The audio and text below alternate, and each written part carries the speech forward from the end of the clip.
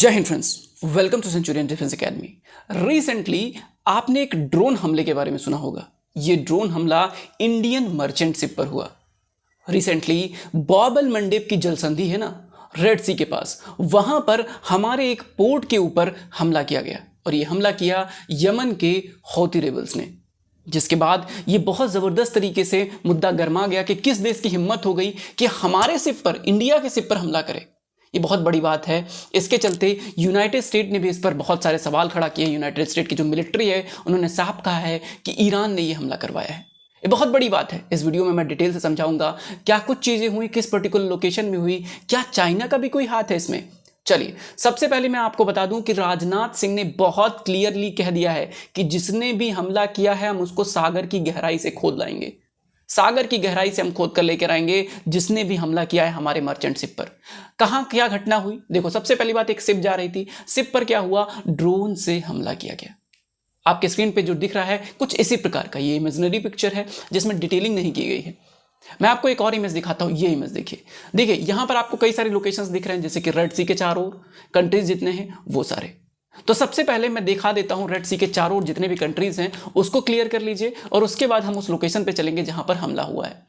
अब रेड सी हमारे लिए बहुत इंपॉर्टेंट है। सबसे पहली बात कर लेते हैं रेड सी के चारों ओर कौन कौन से कंट्री हैं। सबसे पहले आप ऊपर देखेंगे तो सऊदी अरेबिया आपको दिखाई दे जाएगा। उसके बाद आप देखेंगे तो यमन भी रेड सी के आसपास है और यमन में एक इंपॉर्टेंट जो है ट्राइबल ग्रुप या आतंकवादी कह लो कि आतंकवादी ग्रुप काम करता है जिसका नाम है हौती रेबल्स। ठीक है, इन्होंने ही हमला किया है। नाउ ये फिर इजिप्ट आ जाएगा, उसके बाद आपको सूडान दिखाई देगा और उसके बाद आपको इरिट्रिया और उसके बाद जिबूती। ये टोटल 6 कंट्रीज हैं जो रेड सी के चारों ओर बैठे हैं या हैं अवस्थित हैं। नाउ इनको याद करने का एक सिंपल सा ट्रिक है, बोलिए डेजी, DESSEY, डेजी। डी मतलब जिबूती, ई मतलब इरिट्रिया, एस मतलब सूडान, एस मतलब सऊदी अरेबिया, ई मतलब इजिप्ट और वाई मतलब यमन। ये टोटल कंट्रीज हैं जो किसके आसपास हैं, ये रेड सी के आसपास है।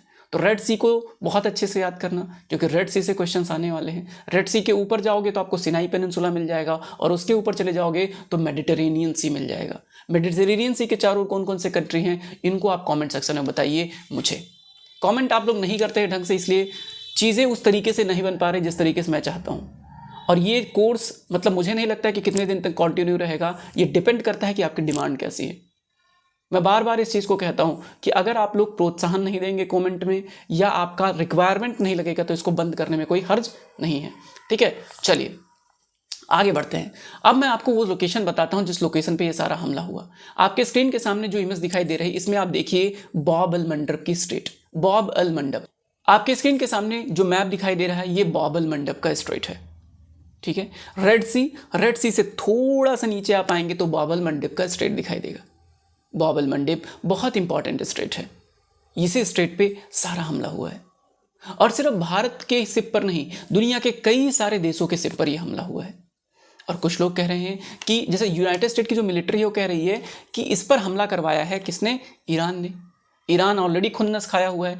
कुछ दिन पहले ईरान ने हमला करते हुए कहा कि अगर स्ट्रेट ऑफ जिब्राल्टर या वे ऑफ जिब्राल्टर हम बंद कर देंगे अगर आपने हमास या फिलिस्तीन पर हमला करना नहीं रोका। इजराइल को धमकी दिया है किसने, ईरान ने।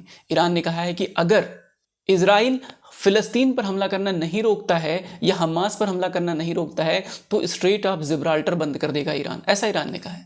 कितनी हिम्मत हो गई ईरान की। ऑलरेडी सारा प्रतिबंध लगा हुआ है, दुनिया के देश उससे व्यापार नहीं करते हैं, लेकिन इसके बावजूद कोई तो सह दे रहा होगा ईरान को, जिसके बाद ईरान ऐसी बातें बोल पा रहा है। 2 कंट्रीज, पहला है रसिया और दूसरा है चाइना। ये दोनों कंट्रीज ऐसे हैं जो यूएसए को गिराना चाहते हैं और उसको गिराने के लिए जो मर्जी है वो करने के लिए तैयार है। ऐसे कंडीशन में ये बात हमें समझनी होगी कि जो रसिया है ना, रसिया और चाइना ये बिल्कुल हमारे शिपों पर हमला करवा सकते हैं और अभी जो इन्होंने करवाया ये बिल्कुल उसी चीज़ का एक प्रतिरूप था कि हमारे शिप पर इन्होंने हमला किया, हमारे शिपों पर हमला किया। ये बड़ी बात है। तो बहुत एक्सपर्ट कहते हैं कि चाइना ने हमला करवाया ताकि क्या हो सके, जो ट्रेड हो रहा है ना इंडिया को, जो ढेर सारे सामान की आपूर्ति हो रही है इंडिया को, वो ना हो पाए।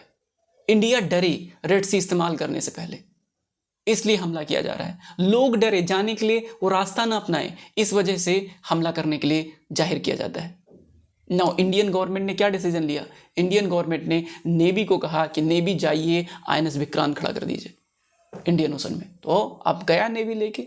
जाहिर सी बात है, इतनी बड़ी घटना हुई है, हमारे मर्चेंट शिप पर हमला हुआ है, और हमारे ही नहीं दुनिया के बहुत सारे देशों के मर्चेंट शिप पर ऐसा हमला किया गया है।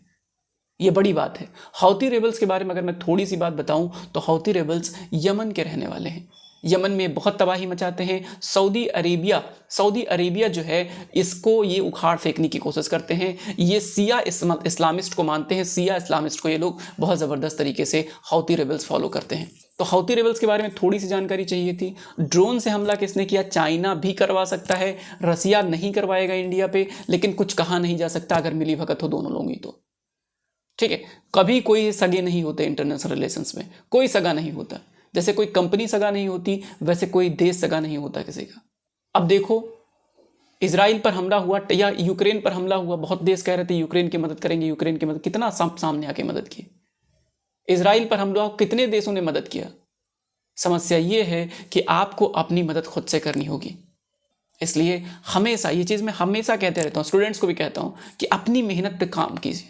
दूसरे कौन सिखाएगा कौन पढ़ाएगा उस पर जो है मेहनत नहीं करनी है, मेहनत अपने आप पे करनी है, हौसला रखनी है।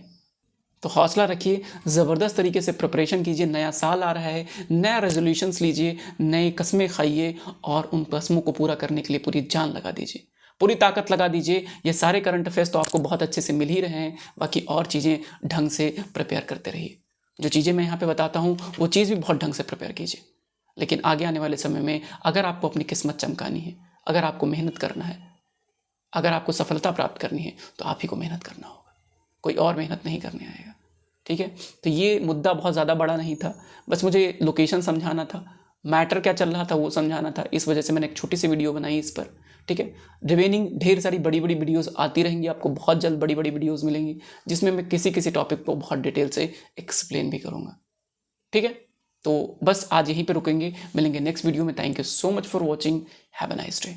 और हाँ, एक चीज़ और, कमेंट सेक्शन मैंने पहले भी कहा है, कमेंट सेक्शन भरने की जिम्मेदारी आपकी।